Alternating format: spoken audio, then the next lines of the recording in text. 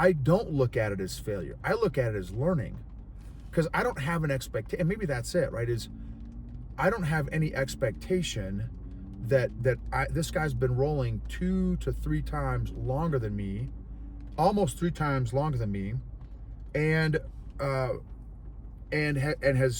probably three to 5 times, well, I don't even know, maybe 10 times the number of hours on the mats that I do. And it's I don't even have an expectation that, oh man, this time I'm gonna submit him. No, that's not my expectation. This time my expectation is, what else can I learn, and how can I improve?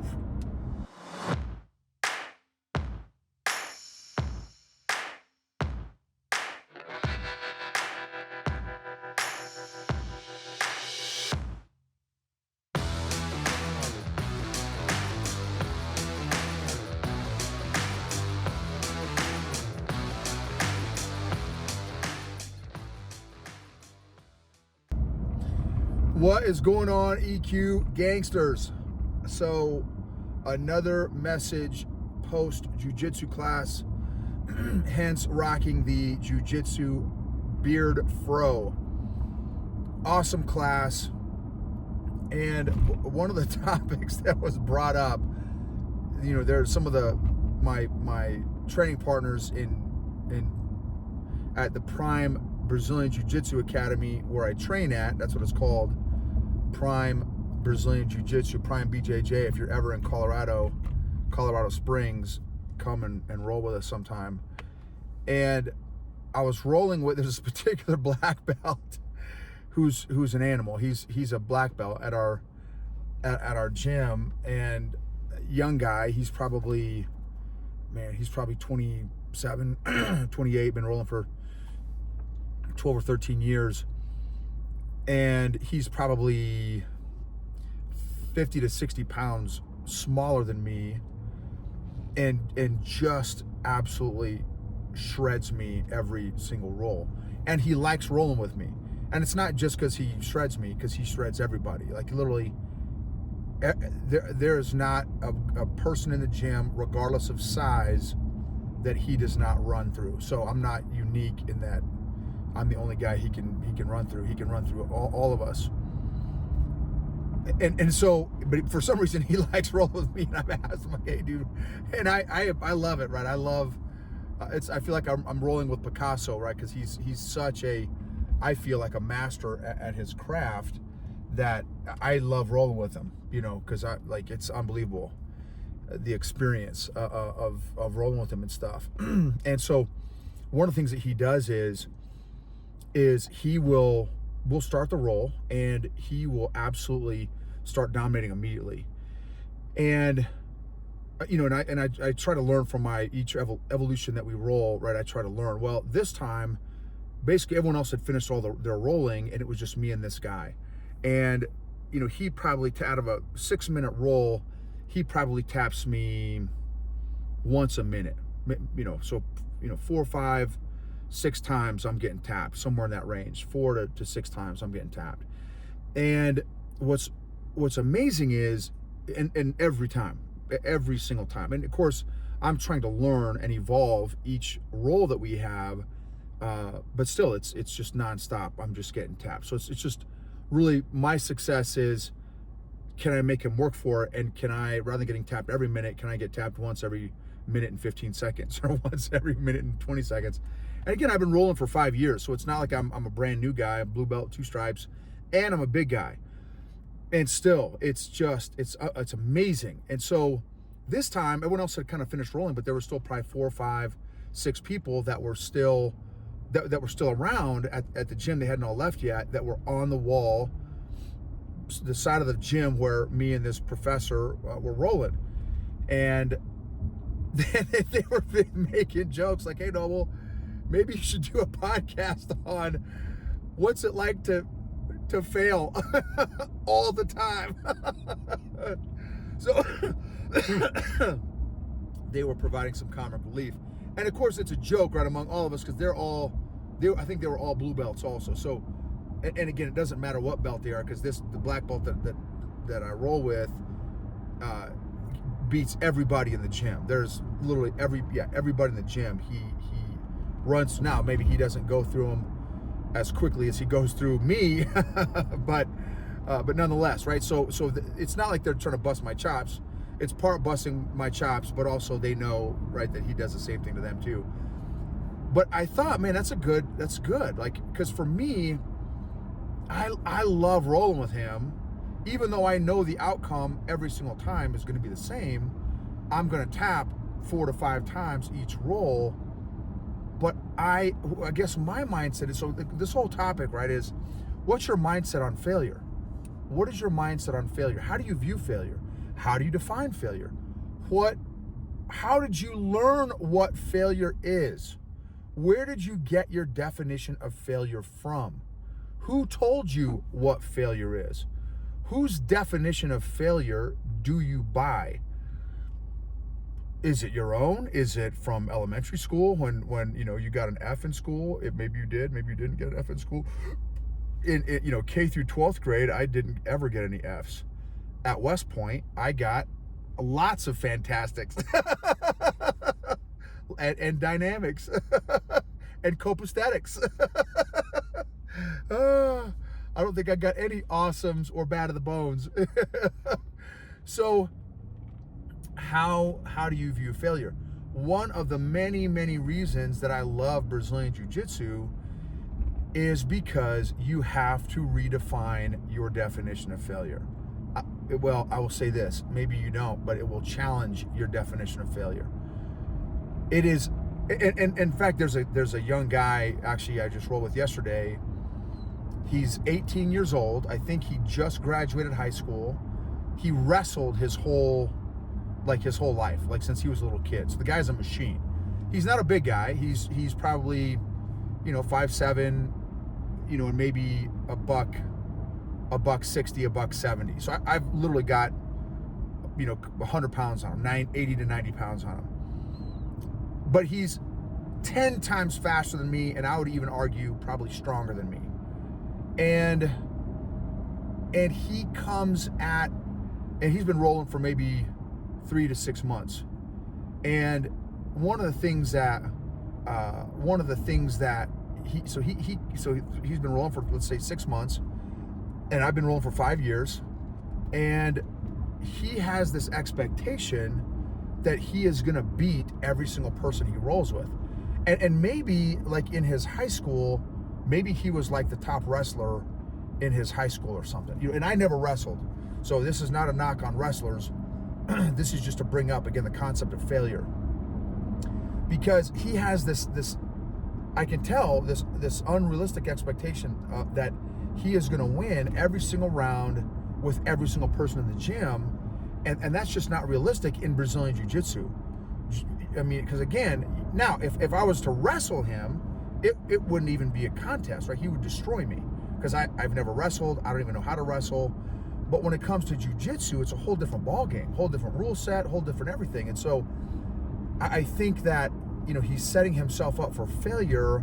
It's funny we're talking about failure, right? Because in his mind, he thinks that he should be able to, again, I'll use me as the example, beat me in every roll. And again, that's just not realistic, because every time let's say, a lot of times I'll let guys do work their offensive game, and then if I can sweep them, I will, and then I'll work my offensive game. But I let them start with their offensive game, and it's also an energy saver for me. So boom, I swept him, and he got all frustrated that I was able to sweep him, and then I eventually submitted him, tapped him, and he got upset again, kind of frustrated again. I said, bro, dude, it's like, you're a machine. Like, don't get it twisted. You're a machine. You're amazing. You're doing amazing. Just 6 months in, you've got your wrestling foundation and stuff.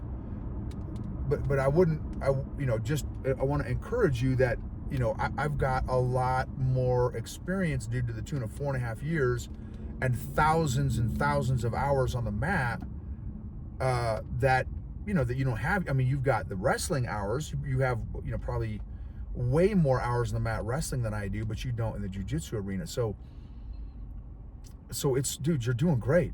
So, and the other thing it made me think of is, like, again, going back to my scenario with the professor, who's got by 60 pounds and just taps me 5 to 6 times a roll.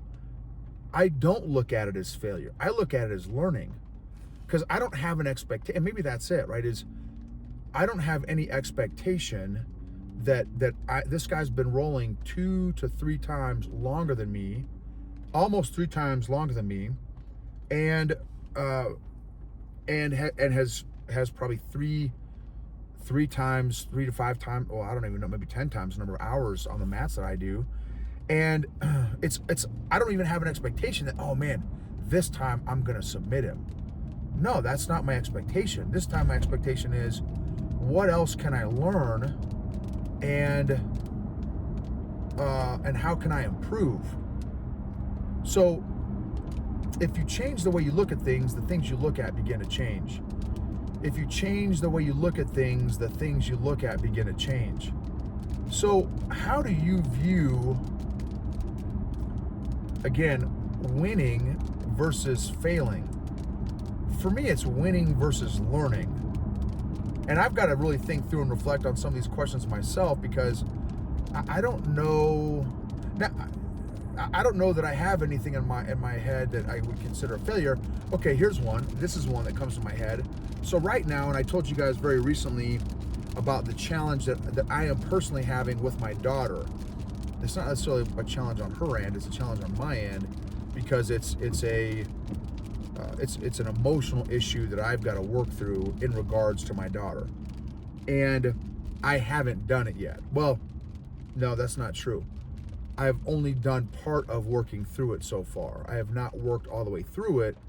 So now I'm like, and I'm just being honest with you guys, man, and I'm a little bit embarrassed, but it's where I'm at. So it is what it is. You know, judge me, don't judge me, I don't care. It's just where I'm at. I have, okay, so for those of y'all that have not heard, so if you listen to, again, the previous episodes, so like 2 or 3 episodes before this one, maybe 4 or 5 episodes before this one, I don't know exactly how it's going to play out in the terms of when the episodes drop, but so my daughter is going through the teenage years, right? She's a couple years into the teenage years, and she's at the phase where she is like borderline can't stand her parents, right? That's kind of the phase that she's in. And thank God she has grown up in a very, very emotionally stable house. I'd say 99% of the time, minus, again, the big move when we moved to Colorado, right? That was a significant emotional event for her. That's been the biggest significant emotional event in her life at this point in her life, is moving across the country when she was 11. And that was very hard for her, very, very hard. And I, it's understandable. I did the same thing, but I moved, I think at 12 or 13 is when I did my move across the country, when we moved from Illinois, well, to a different town in Illinois, but it was 2 hours away. So she's at this phase where she is wanting, where she's like, okay, I'm not digging my parents. I'm in that phase of just, I just don't dig my parents or anything about my parents. I kind of want nothing to do with my parents, and I only want to spend time with my friends or alone. It's kind of the phase that she's in. And now part of that is maybe that's just how I feel also, but I would say it's pretty close to accurate. And like she doesn't mind spending time with us if we're taking her and her friends somewhere, right? She'll be fine with it then. But if it's just like, hey, let's go have a family dinner, or let's go out to eat, or let's go watch a movie, she will oblige, but that would, let's say it this way, that would not be her first choice of activities to do, right? So that's the phase she's in. And she definitely does not want any hugs, cuddles, or kisses. Like, and we've kind of told her, look, we are going to hug you every morning and just give you a little morning hug. And it's not going to be my long, noble hugs. it's got to be like 1 second, and then she starts to freak out, like, get away from me, all making kind of drama. And so here's what happens. That was a few days ago. Well, man, that triggered the crap out of me. I mean, triggered the crap out of me. And here's what's crazy, and here's why is, and I haven't been this triggered in a long time. It hit one of my deep triggers of, if you guys, I don't know if you guys have heard me talk about this, but every personality, the 4 main personality types, have a currency and a kryptonite. Each personality style. So for the disc people, the dominant, influencer, steady, conscientious, every one of those 4 personalities has a currency and a kryptonite. Or if you use choleric, sanguine, phlegmatic, melancholy, same thing. It's all the same personalities. It's just 2 different names for the same personality. So dominant is choleric, influencer is sanguine, conscientious is melancholy, steady is phlegmatic. Each of those personalities, those 4 personalities, has a currency that is how they build trust. And then they also have a kryptonite that is a showstopper. So for me, as an influencer, as a sanguine personality, for me, my currency is love. My kryptonite is rejection. For a dominant personality or a choleric personality, it is currency is respect, and their kryptonite is disrespect. For a conscientious melancholy, their currency is trust. Their kryptonite is a trust violation. If they feel like someone has violated their trust, done zini, they're done, right? That's a showstopper, and they may or may not let that person back in their life. Then for the steady phlegmatic, their currency is value and harmony in relationship. Value and harmony in relationship. And their kryptonite is lack of value if they don't perceive value, or disharmony in a relationship. That's their kryptonite. So anyway, so for me, this is one of my potential failures would be, so rejection, right? So I felt rejected by my daughter, and that triggered a childhood coping mechanism, or maybe it's even an adulthood coping mechanism, where if I feel rejected by somebody, I cut them off, like done with them. Mentally, emotionally, physically, you don't exist in my life anymore. Like, it's that extreme, y'all. It is that extreme. And thankfully, I'm more self-aware than I've ever been in my life. I'm not saying I'm self-aware, but I'm more self-aware than I've ever been in my life. And thankfully, I am aware that I have cut her off emotionally because how I felt she's treating me. And also, thankfully, I'm not happy with how I've responded. And what would be a failure is if I never mended and restored the relationship with my daughter. That, for me, would be a massive failure. So thankfully, I have that level of awareness now. But here's what I've done. So this is another massive lesson for me. I have taken, 3 days, I'm still, it's been 3 days. I've still been kind of hot and bothered, to be honest with you. So I have not said anything. She, and she doesn't really talk to me anyway. Like, now that she's however long she's been a teenager, she, doesn't really engage us a whole lot.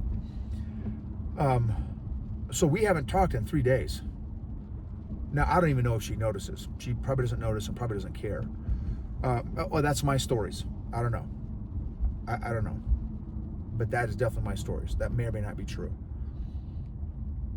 But the reason I have not taken the time to address this yet with her is because I don't want to do it emotionally charged. Because if I go into that conversation and it would just take a flick of the trigger, boom, I would explode emotionally. And I don't want to do that because I don't want to cause trauma. I don't want to, I don't want to cause another significant emotional event. So I want to make sure that I handle and deal with the emotions that I am working through and feeling based on this situation, and I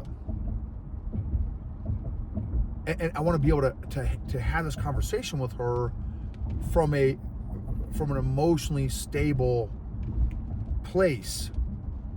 And I'm getting there. I think if I take the rest of today and I do some more journaling and some more processing of my emotions and stuff, go through my APE exercise and stuff, I think then I will be ready to have that conversation with her, and I'll do it with a date night. I'll take her out on a daddy-daughter date night and have this conversation with her, and tell her, number one, hey, look, I'm sorry that I have not talked to you for 3 or 4 days,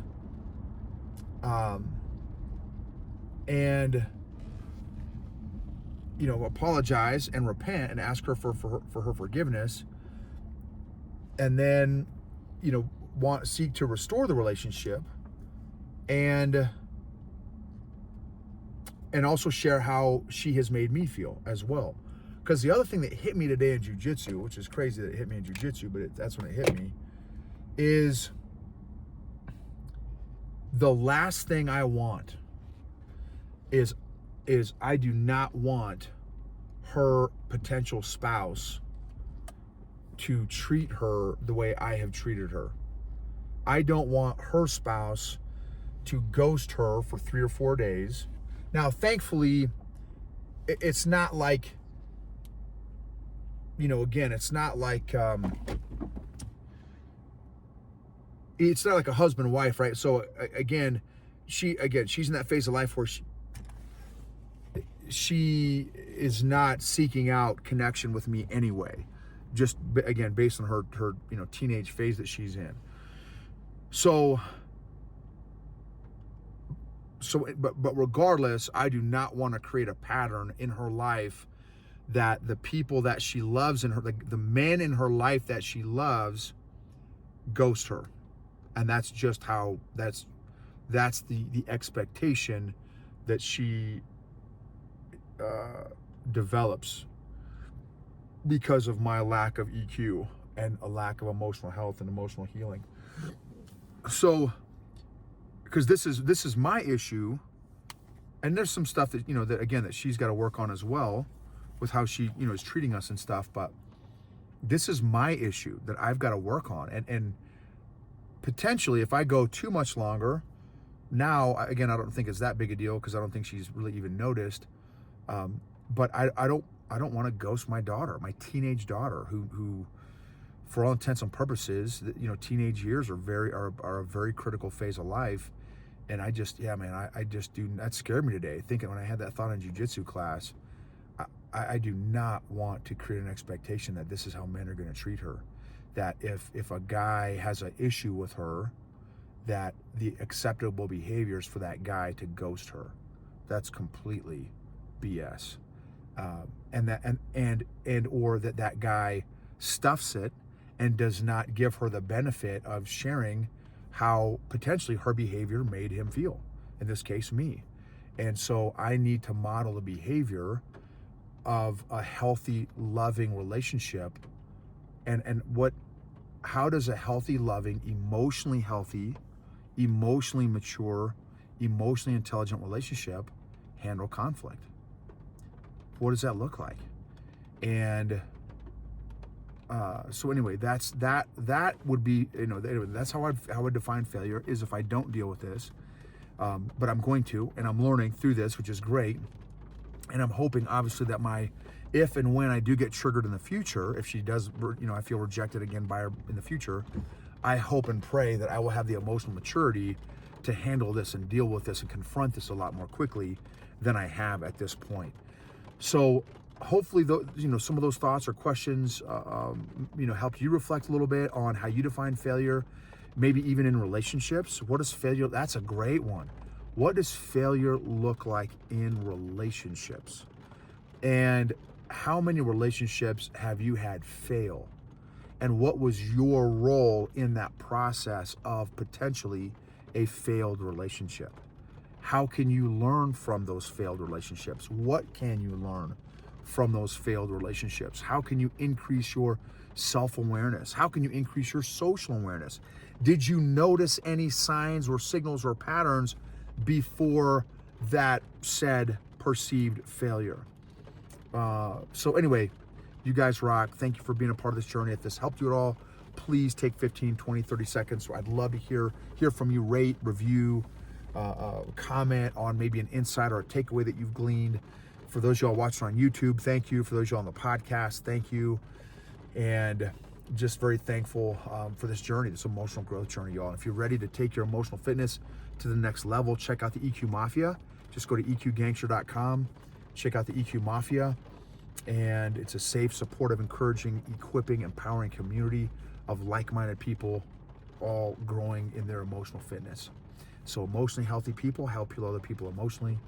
Emotionally healthy leaders create emotionally healthy cultures and organizations, which lead to optimized and maximized outcomes and results and performance.